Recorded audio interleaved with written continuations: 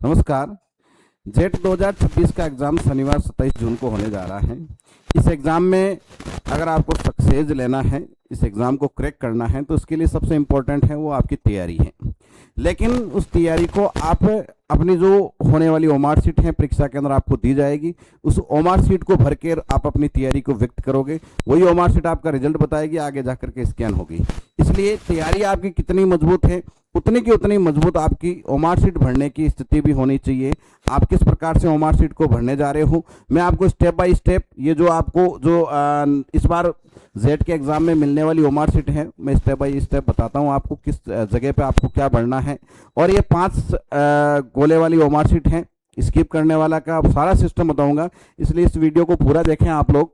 देखो ये पूरी की पूरी जो ओमार शीट है, ये जेड के एग्जाम में 2026 वाले एग्जाम में आपको इसी प्रकार की ओमार शीट मिलने वाली है। पिछली बार भी ये ओमार शीट मिली थी।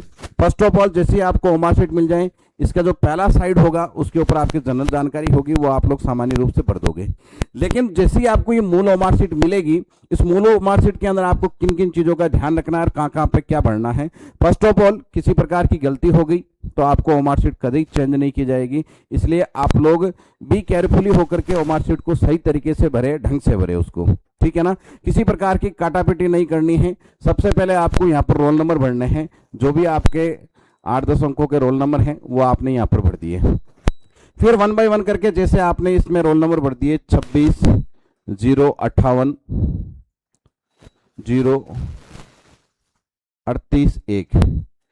अब आपको सिंपली पता है कि भाई ये 2 है, तो इसके नीचे 2 वाला गोला है वो आपको पूरा ब्लैक कर देना है।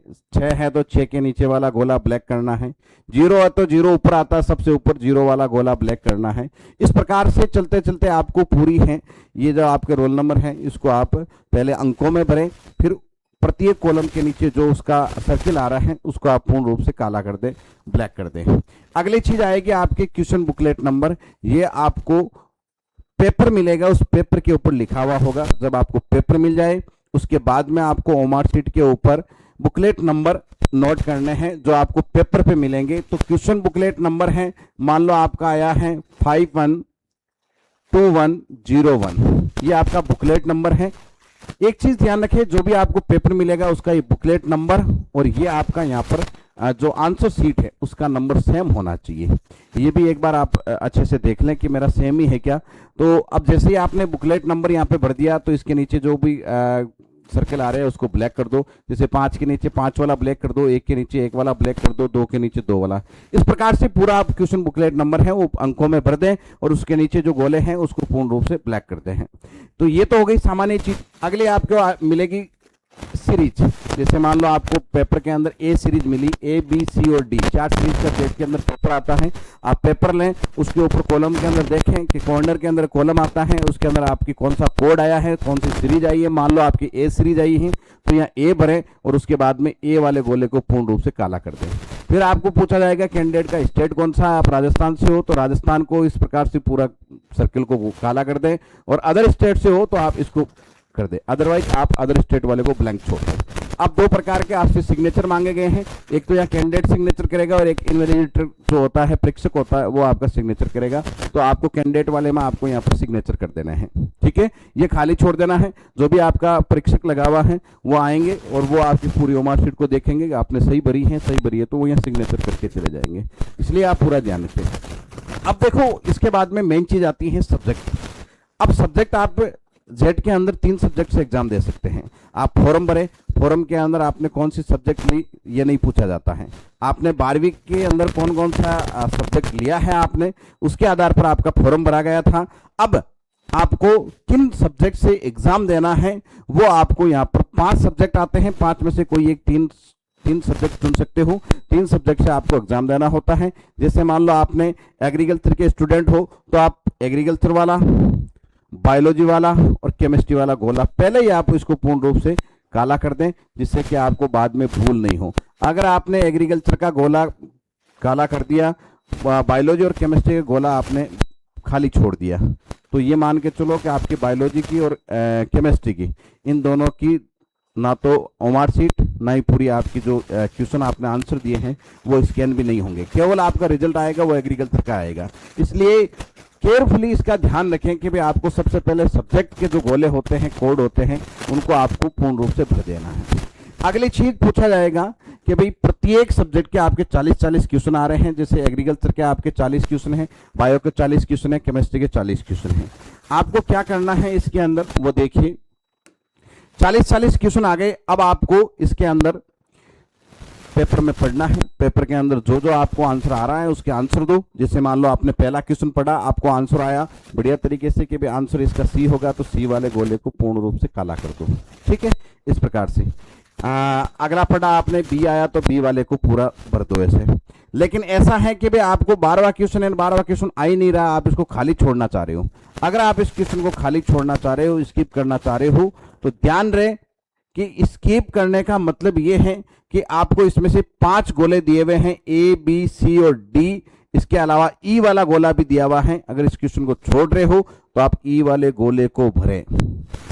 ये आप अच्छे से ध्यान रखें। अगर आपने ई वाला गोला नहीं भरा तो आपका ये क्वेश्चन नेगेटिव माना जाएगा। हो सकता है कि भी इस प्रकार से कैंडिडेट को अयोग्य भी घोषित कर सकते हैं। जैसे अभी एग्रीकल्चर सुपरवाइजर वाले पेपर के अंदर काफी बच्चों को इस प्रकार से अयोग्य घोषित कर दिया, जिन्होंने ई वाला गोला नहीं भरा था, अगर किसी क्वेश्चन को स्किप किया तो आप इसके अंदर पूर्ण रूप से अच्छे से ध्यान रखें। हालांकि पेपर के अंदर भी 5 ऑप्शन आते हैं, ए बी सी डी आता है, ई वाले ऑप्शन में आता है अनुत्तरित प्रश्न, अनुत्तरित उत्तर, यानी कि आपने इसका कोई उत्तर नहीं दिया है, वो ई ऑप्शन होता है। अगर आप कोई उत्तर नहीं दे रहे हो तो ये ध्यान रखें, आप ई वाला गोला भरें। मान लो ये बायोलॉजी का 16वां क्वेश्चन है, आप इसके अंदर आपको क्वेश्चन आंसर आ रहा है कि सी आंसर होगा तो सी भर दें। 19वें क्वेश्चन का आपको आंसर ही नहीं आ रहा तो आप इसको छोड़ना चाह रहे हो तो इसको ई वाला जो गोला है उसको पूर्ण रूप से ब्लैक कर दें। तो इस प्रकार से आप ध्यान रखें कि आप जिस क्वेश्चन को छोड़ना चाह रहे हो उस क्वेश्चन को खाली नहीं छोड़े, ए बी सी डी ना भरें, कौन सा गोला भरें, ई वाला गोला भरें। इस चीज का पूर्ण रूप से अच्छे से ध्यान रखें। अब देखो, जैसे ही आप ओमार शीट अपनी पूरी भर लोगे, आपको 2 घंटे और 10 मिनट का समय मिल रहा है। यानी कि 10 मिनट का समय इसलिए दिया जा रहा है कि आपने 5वां गोला भरने के लिए आपको एक्स्ट्रा टाइम दिया जा रहा है 10 मिनट का। तो 2 घंटे और 10 मिनट का टाइम है। आप कोशिश ये करें कि आपका एग्जाम का समय पूर्ण होने के 10 मिनट पहले आप एक बार अपनी पूर्ण रूप से ओमार शीट पढ़ लें। ठीक है, और ओमार शीट भरने का सही तरीका भी ये होगा, जैसे आपने एग्रीकल्चर का पेपर कर लिया, आपने 40 क्वेश्चन कर लिए, 40 में से आपको फर्स्ट राउंड के अंदर 30 क्वेश्चन का आंसर सही आ रहा है, आपने पेपर के अंदर टिक लगा दिए। अब एग्रीकल्चर वाला गोला भरे, एग्रीकल्चर, बायोलॉजी और केमिस्ट्री, ये वाले ऊपर जो सब्जेक्ट के कोड है वो तो पहले ही पढ़ ले आप। अब आप एग्रीकल्चर के 40 क्वेश्चन का आंसर आप पेपर के अंदर टिक लगा चुके हो। 1 बाय 1 करके बी केयरफुली, देखो थोड़ी घबराहट रहती है, एग्जाम का फीवर रहता है, बट 1 बाय 1 करके आप इस प्रकार से 40 क्वेश्चनों का जो भी आंसर दिया है उसका आप एक बार एक सब्जेक्ट का गोला पढ़ते हैं। फिर आप बायोलॉजी पे जाए। अब आप बायोलॉजी पे गए हो तो बायोलॉजी वाले पूरे 40 क्वेश्चन का आप पेपर के अंदर अच्छे से आंसर दे सटीकता के साथ में। फिर आप बायोलॉजी के 40 जो गोले होते हैं उसमें से जितने का आंसर आया आपको उसका गोला पूरा भर दे। अब फिर उसके बाद में केमिस्ट्री पे जाए। इससे क्या होगा, आपको डर नहीं रहेगा कि भी मैं है जो पीछे मेरे अभी पूरे गोले भरने बाकी पड़े हैं, तो आपका पूरा कांस्टेंट है पेपर के ऊपर रहेगा। अब जैसे कोई बच्चे अगर मान लो पीसीबी से एग्जाम देना चाह रहे हैं तो उसको बायोलॉजी, केमिस्ट्री और फिजिक्स अटेंड करनी पड़ेगी। कोई बच्चा पीसीएम से एग्जाम देना चाह रहा है तो उसको केमिस्ट्री, फिजिक्स और मैथमेटिक्स, ये 3 जो सब्जेक्ट है इनको आपको अटेम्प्ट करना पड़ेगा। पेपर के अंदर भी इन्हीं को अटेम्प्ट करना पड़ेगा। तो इस प्रकार से ये आपकी पूरी ओमार शीट हो गई। अब जैसे ही आप ओमार शीट कंप्लीटली भर लेते हो, उसके बाद में आपको लगता है कि मुझे है जो फिर से एक बार पेपर देखना है, मान लो आप फिर से एक बार पेपर देखो और उसके अंदर आपको 5 क्वेश्चन हैं और करना चाह रहे हो, या फिर 5 क्वेश्चन आपको और जिसमें आप थोड़े से कंफ्यूजन थे और उस क्वेश्चन का आप सटीक आंसर निकाल रहे हो, तो उन 5 क्वेश्चनों के गोले जहां जहां हैं सेलेक्ट करके भर दो। उसके बाद में जितने भी आपके गोले बचे हुए हैं, जिन क्वेश्चनों को आपने छोड़ा है, वहां ई गोला जरूर भर दें। एक चीज ध्यान रखें, एक ही क्वेश्चन के 2 गोले कभी नहीं भरें। जैसे आपने बी गोला भर दिया, फिर उसके बाद में आपको लगा कि सी आंसर होना चाहिए तो आप सी भी भर रहे हो, तो ये भी गलत बात है, ये भी नहीं भरना है। पेपर के अंदर जब भी ओमार शीट भरो, जैसे कई बच्चे हैं जो जैसे इस प्रकार से टिक लगा देते हैं कि ए सही है तो एक का टिक लगा दिया, नहीं, ये भी गलत है। कई बार क्या होता है कि बच्चे ने पहले ए आंसर दिया, फिर उसको लगा कि इसका आंसर सी होना चाहिए, तो वो फिर क्या करेगा, ए और सी दोनों को इस प्रकार से सर्कल भर देगा। फिर क्या करेगा, वो ए वाले को इस प्रकार से क्रॉस करेगा कि नहीं ये नहीं हो सकता, नहीं, या आपका पूरा क्वेश्चन है वो गलत माना जा सकता है और हो सकता है आपकी पूरी ओमार शीट भी चेक होने से रह सकती है। इसलिए एक क्वेश्चन का एक ही गोला भरे। अब कई बार बच्चे क्या करते हैं, जल्दबाजी के अंदर कि भाई 18वां क्वेश्चन का बी आंसर कर दिया। अब वो लास्ट के अंदर ये देख रहा है कि भाई कौन कौन सा क्वेश्चन मेरा छूटा हुआ, मैं ई गोला भरूं। अब यहाँ पे बी ऑप्शन भर दिया आपने, उसके बावजूद भी जल्दबाजी के अंदर बच्चा ई ऑप्शन भर के आ जाएगा। ऐसी स्थिति में भी आपका ये क्वेश्चन नेगेटिव माना जाएगा, क्योंकि आपने एक क्वेश्चन के 2 गोले भर दिए हैं, इसलिए एक क्वेश्चन का एक ही गोला भरे, आपने ई भरा है, इसका मतलब उस क्वेश्चन को स्किप किया, आपने छोड़ा है। ठीक है, ये तो आपके दिमाग में आ गई। अब सुने आप कि इसके नीचे पूरी ओमार शीट के नीचे आपको रोल नंबर लिखने हैं, फिगर्स में, अंकों में लिखने हैं। जैसे आपने लिखे यहाँ पे 2605831038, ये आपका रोल नंबर है इन बाई केस। अब आपको फिगर्स में लिख दिया इस प्रकार से। अब आपको इसको वर्ड में भी लिखना है, शब्दों में लिखना है। तो आपको ऐसा नहीं लिखना 26,58,000 ये वो, जिस प्रकार से आप बोर्ड में लिखते हो वैसा नहीं लिखना है। इसके अंदर लिखना है, जैसे 2 वाला गोला है तो 2 वाला कॉलम है, इसके नीचे वाले कॉलम के अंदर लिखना आपको 2, या हिंदी में हो तो 2 लिख दो। 6 वाले के नीचे लिखना हो, दूसरे में 6 या 6 लिखो, फिर 0 लिखो, फिर 5 लिखो, फिर 8 लिखो, फिर 3 लिखो, फिर 0 लिखो, फिर 1 लिखो, फिर 8 लिखो। इस प्रकार से आपको केवल और केवल जो फिगर्स दिया है आपको उसको वर्ड के अंदर लिखना है। जैसे 2 है तो उसको 2 लिखो, 6 है तो उसको 6, उसके नीचे वाले में 6 लिखो, 0 है तो उसके नीचे वाले में 0 लिखो।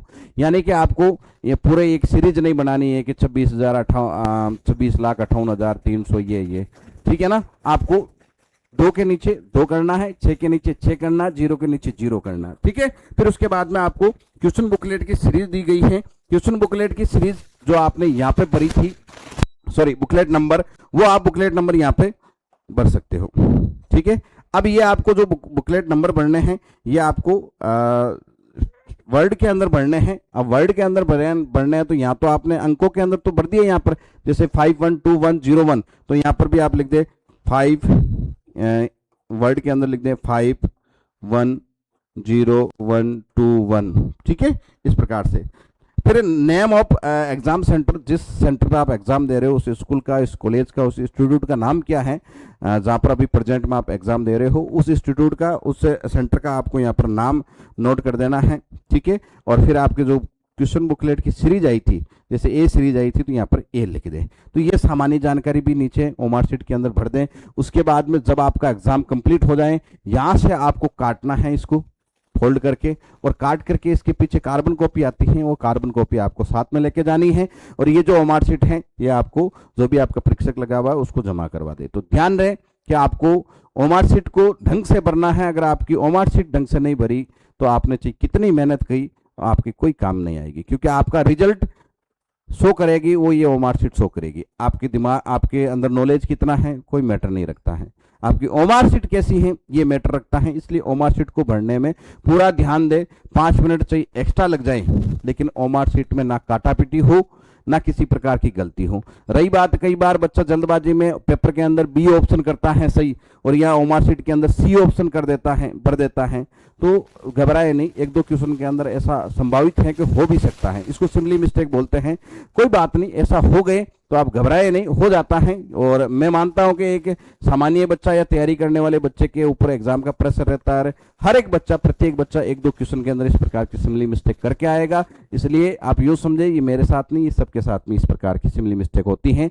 आप अपने अगले वाले क्वेश्चन के ऊपर, अगले पेपर के ऊपर पूरा फोकस करें कि भाई अगला क्वेश्चन मुझे कैसे अटेम्प्ट करना है। Thank you so much. इस प्रकार